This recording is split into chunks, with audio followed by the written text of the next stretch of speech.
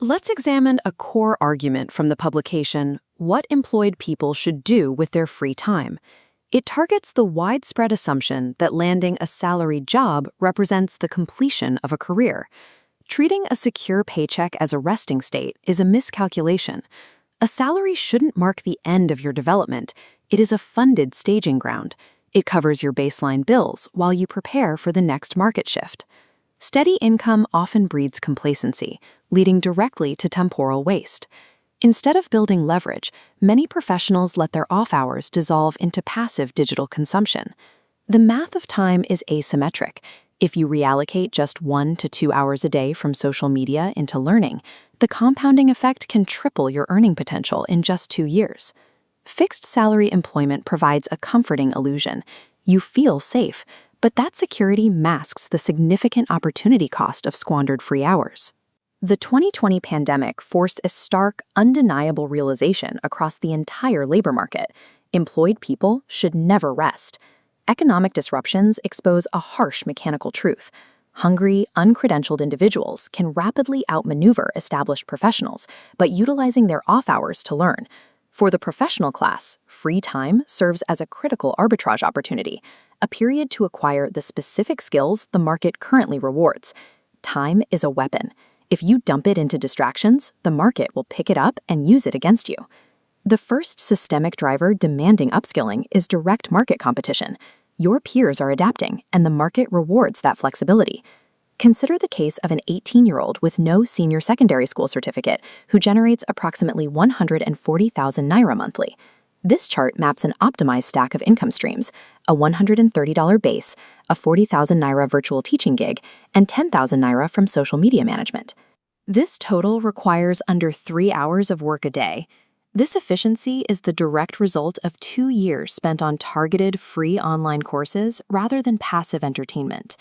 Contrast this adaptability with a 2019 chemistry lecturer. Holding a U.S. master's degree and teaching at a top university, he earned exactly 120,000 naira.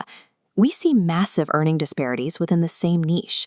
Standard tutors might earn 60,000 naira, while specialized A-level chemistry teachers working from home can make upwards of 300,000. One tutor was offered 100,000 naira to teach just 2.5 hours a week. The premium was based entirely on the British accent he cultivated during his adult off hours. Unless your unmonetized hours are dedicated to family or service, spending them scrolling online directly funds a competitor's advantage. The second driver is the arithmetic of decay. Fixed employment often lacks scalability, exposing you to the threat of a depreciating real wage. Look at the baseline on this chart. From 2011 to 2019, Nigeria's minimum wage remained flat at 18,000 naira. However, the purchasing power devalued. In 2011, 18,000 naira equaled roughly 120 US dollars. By 2019, that same amount was worth just $36. As the prices of most goods tripled, the baseline requirement for survival jumped to 50,000 naira. A stagnant salary is mathematically crushed by inflation. Furthermore, your financial baseline will inevitably increase as your family expands. To keep pace, your income must scale. One professional earning a comfortable salary as a virtual assistant realized their income would eventually fail to cover future bills. They strategically requested a reduction in paid hours, funneling that time into learning software development, a high-value skill with a higher salary ceiling.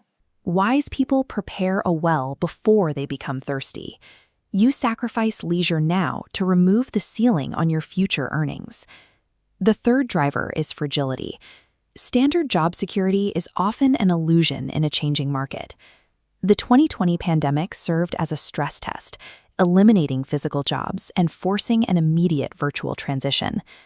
During a crisis, companies do not fire randomly. They prioritize keeping the employees who can pivot to new roles.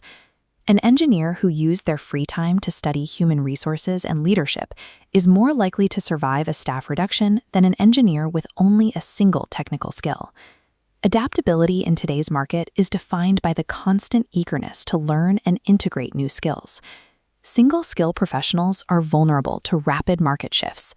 Continuous upskilling is a requirement for survival. To weaponize your schedule, use your current job to fund professional risk-taking during your off hours. Strategy 1 is plying a new career ground part-time, such as an Arabic teacher expanding their services. By combining Arabic fluency with freelance networking skills, they can pitch translation services to postgraduates in the West. This path offers significant potential. While rare, a single complex academic translation can yield up to 4 million naira, providing a high-value anchor that leads to a recurring recommendation network. Strategy 2 is honing existing skills for better placement. Consider Abu Zaid, a coding professional who invested in his speaking skills. His ability to communicate effectively acted as a multiplier for his technical coding abilities. This combination allowed him to bypass standard CV screening and secure a job through a single phone call. Layering a unique soft skill onto a hard skill creates a level of value that is difficult for employers to ignore. Strategy 3 is upward networking, the intentional extraction of tactical knowledge from those further ahead in your industry. Join professional communities and ask top earners specific questions about which skills the market rewards most right now. Strategy 4 is the active rejection of professional mediocrity. Aim to enter the top 1% of your field. You must actively avoid the trap of being just another average university lecturer or just another chemistry teacher. An optimized Quran tutor, for example, studies the psychology of child motivation and the science of memory retention to offer a superior service. By mastering the deep science of language acquisition, you separate yourself from tutors who rely on baseline methods. In a globalized labor market, hyper-specialization and continuous education are the most direct ways to insulate yourself from wage stagnation. Finally, consider those who have achieved equilibrium in their career, family, and religious obligations.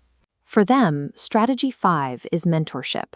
The final stage of professional optimization is the transfer of knowledge to others.